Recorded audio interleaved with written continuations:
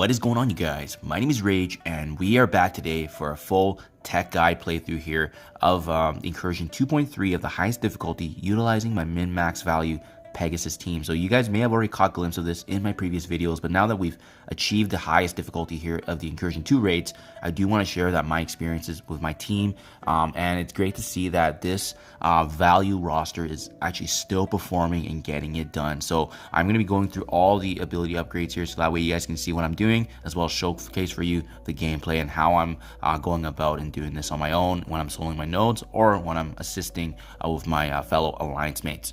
So obviously, similar to Bifrost, goes without saying, Kestrel is like the core and engine of the team, right?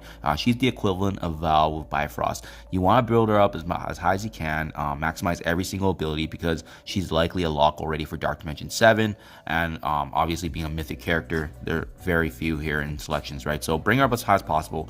It's going to be the main damage dealer in terms of her passive attacks. I love the ISO H Raider on her because it hits like a truck, and you'll be seeing that all the defense down synergies are going to apply straight from Kestrel. So we got Rescue here, who's probably the second most important character of this team, hence why I brought her up to actually gear tier 16. Now, do I have plans to bring her up to 17? Possibly, but so far they're getting the job done. But what I did find is that, you know, there's a huge shout out to one of my commentators in my videos that adding the Fortifier on Rescue helped immensely with survivability. So definitely check that out if you guys are, you know, obviously losing Rescue in battle and not seeing that she's surviving the attacks. Change her to Fortifier and see how that works, because right now it has been consistent for me, and I very rarely fail these nodes, even at these team levels. And then we have the rest of the Pegasus team. That's basically the fodder, right? I mean, they're amazing in synergy, but you don't need them as high as, you know, obviously 17 and 18 and above. I think that the sweet spot's going to be gear tier 16 for all these tunes to bring up these materials, and I do like the teal gear and bringing that to that escalated level of resistance and so forth, right? So we got Iron Man Infinity War providing a lot of support. He's going to be turn meter rewinding as well as applying blinds across the board. And you can see I spared no expense in leveling up all his abilities. His T4s are really good. Dark Clock is the engine in terms of the battery supplementation for this team. So you make sure you want him built up if you see that he's falling or dying quite a bit. Thankfully, we have many of these characters already at 7 red. So I mean, it goes without saying they already get the job done. But obviously, you can bring Dark Hawk up too if you see that he's failing. But remember, he's going to be the battery and the engine of the team in terms of just giving supplementation of that. So if you don't have him, you're not going to be able to use your abilities rinsing and repeating. And then finally, we have Mark II Ironheart providing a lot of the stuns on the team, additional support capabilities. She is the last member that I need at 7 red, so that's what I'm waiting for. But you know, even at these levels, gear tier 15, level 80, they're still able to actually get the job done. So there you guys have it, full team here. Now let's go into the gameplay here of how I accomplish this in Incursion 2.3. Okay, so here we go. We always start off pretty similarly because most of the cooldowns are actually reset at the same. So we're going to be using Kestrel to kind of set the stage here with their special. But first in this node, initially you have to wait for their attacks to hit. So we use the special on the right side there to apply some defense downs across the board.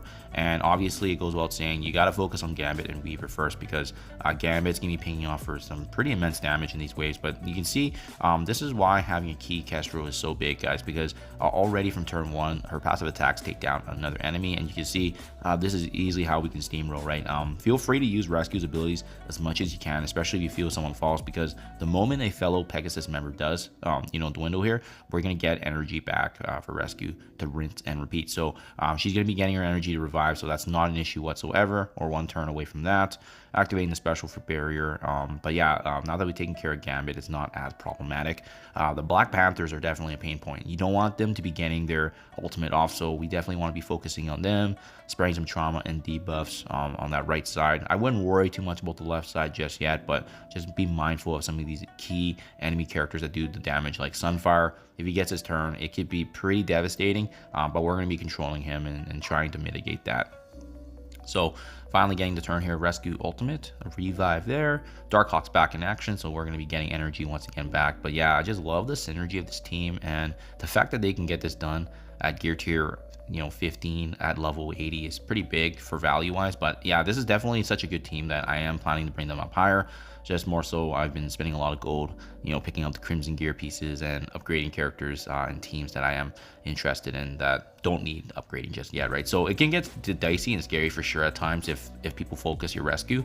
Hence why I do like the fact that the fortifier gives her an extra little protection barrier, and she does protect herself when she is in danger mode. So you can see here now that now we're just cleaning up here. It's pretty straightforward after you clean up those first 3-4 enemies, because we're rinsing and repeating.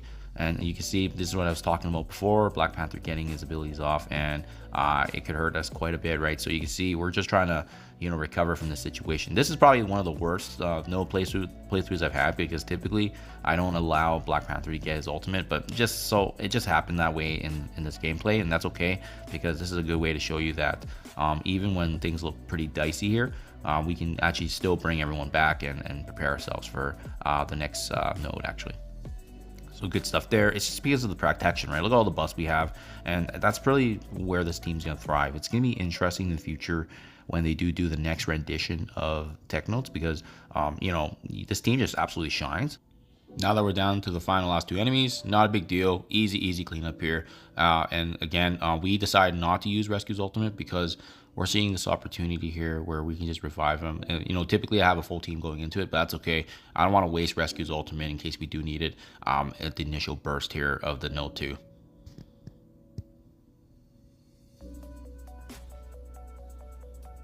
Okay, no 2 here. I definitely like this one better. I feel like it is easier, so as long as you manage those Omega Reds at the beginning. Yeah, sorry, at the spawn when they do come after the initial enemies fall here. So same thing, we can't really do much. Start special on the left side there. We go ahead and use the Mark II ultimate there just to see if we can land anything. We did on Firestar, which helps us out. And once again, Darkhawk turn meter rewinding, and this is amazing. Like I said, I love how these characters are, really kit based. You don't really need them to hit hard to get the job done. And this is kind of what I'm talking about here. We're going to use the ult there to cleanse the absorbing Manton, because there's not much we can do about that. It's kind of being stuck behind a brick wall. When you do that, we are able to focus a little bit more. So we're getting ready here for the damage that's to come, because some of these enemies are going to fall, and when they do, Omega Reds are going to be stacked up on that left side, and we need to make sure that we're ready to go here. So ideally, you want to be able to control Cloak if you can before he gets off his ultimate, but it's not the end of the world if he does, because you can see we have the immunities, we have deflex and defense up, so not the end of the world. Sometimes it hits me, sometimes it doesn't. Obviously, in a perfect world, if you can prevent that from happening, it's great, but if not, this team can survive the impact of that. So finally, those Omega Reds do spawn, so we want to be ready to go here. I like using the ultimate from Rescue, even though no one fell, because the offense up, and obviously giving us a little bit of more refresh of the buffs is huge. And we are going to be focusing them as much as we can. You can't really do much initially here against their defense up, so you get a couple things, right? You wait for Kestro to land the defense down on them, so that way D-Bus can land a little easier on them. Or you chance the RNG and hope that maybe one of your characters having a skirmisher ISO 8 is going to be able to land that better. So I typically use a special, so that way it does chain on both the Omega Reds. Then I try to just land anything on either for my Mark II or as well as Iron Man Infinity War. So if you're not able to, just constantly focus them. And in this example, I like this gameplay because the Phyla-Vel was actually able to get off her cleanse, which typically never happens for me. I usually finish off Phyla-Vel before that happens, but in this case it does. But even then, as you guys can see, we were still able to kind of, recoup this situation here, and we're looking really good here. And I'm not really doing much. You probably could have just autoed this, to be honest, but again, we're just focused on that left side, activating the trauma now on them, and we're just really focused on those Omega Reds and using all the defense downs, passive pings from Kestrel. So you can see why this team is so good, right? It's control. You don't need to have a strong team when you're controlling, so as long as your abilities are able to land. When the higher difficulty rates do come after this one, there may be bigger resistances that we need to worry about, but for the time being, this still gets the job done, which is great for those of you trying to save the tech resources and maybe don't have as much going on in terms of your roster. Well, this is a great way to min-max it for the time being. And again, this is a good team. I do plan on bringing them higher, but this is a unique opportunity where I can make content where other folks may not be able to because of how min-max my teams are. Okay, and now we're just cleaning up. And this is the one thing, right? Same with my Bifrost team when I was finishing up the Node 2 for the Mystic section. You want to be preparing for the fact that we're probably needing to sim, or maybe if you don't have time, you can actually raid sim it. But for me personally, I do manually play the boss node every time, but I just want to capture this on video that it does work. So we're being mindful of our cooldowns because we're going to be setting up the stage here for a raid sim battle that that demonstrates that gear tier 15 on Pegasus is still able to get the job done. This works for me, I would say probably 70-75% of the time. So I just want to showcase and get it on camera here for you guys. So again, most of my cooldowns are good to go. I'm just gonna hit the refresh there to show you guys, for the sake of the video. So yeah, raid sim, boom, boom, boom, less than 1.3 million, and boom, we are able to get the job done. So there you guys have it. Hope this helps. Let me know what you think in the comments below. Thank you for your time as always, and I'll catch you guys in the next one.